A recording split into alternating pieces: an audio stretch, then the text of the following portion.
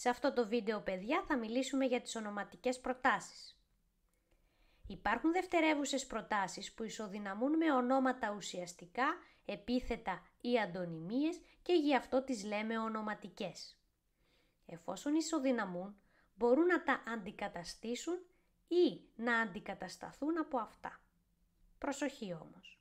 Τα ουσιαστικά, τα επίθετα και οι αντωνυμίες έχουν κάποιο συντακτικό ρόλο μέσα στην πρόταση. Επομένως, το ίδιο θα συμβαίνει και με τις ονοματικές προτάσεις. Θα λειτουργούν δηλαδή ως υποκείμενο, αντικείμενο ή επεξήγηση. Κάνε καλέ μου Θεούλη να θυμούνται τι είναι αυτά τα τρία. Αναλυτικότερα.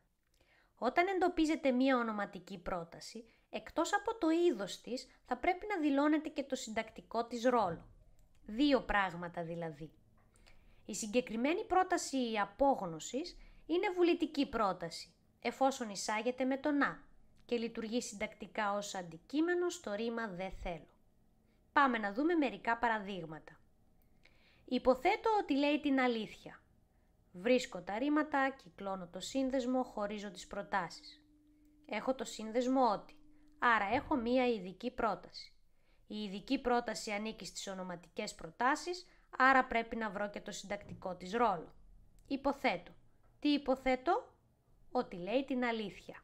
Η ειδική πρόταση είναι αντικείμενο στο ρήμα υποθέτω. Δεύτερο παράδειγμα.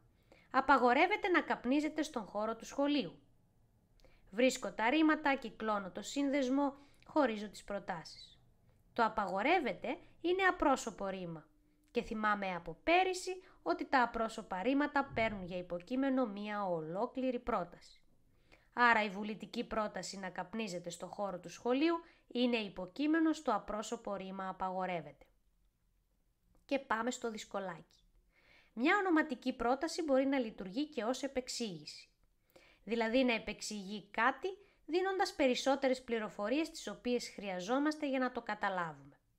Μαγικές λεξούλες που μας βοηθάνε στο να βρούμε αν είναι επεξήγηση είναι το ένα μόνο, αυτό, ένα πράγμα ή μία λέξη, π.χ. κάποιο ουσιαστικό που χρειάζεται περαιτέρω ανάλυση. Για παράδειγμα, ένα μόνο φοβόταν. Ποιο είναι αυτό το μόνο ρε παιδιά? Μήπως κοπείς τις εξετάσεις.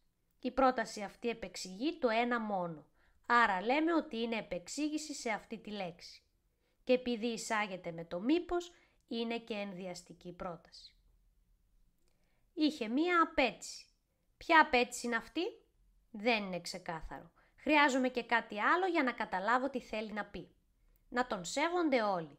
Η πρόταση αυτή είναι επεξήγηση στη λέξη απέτηση και αφού εισάγεται με το «να», τη χαρακτηρίζουμε ως βουλητική πρόταση.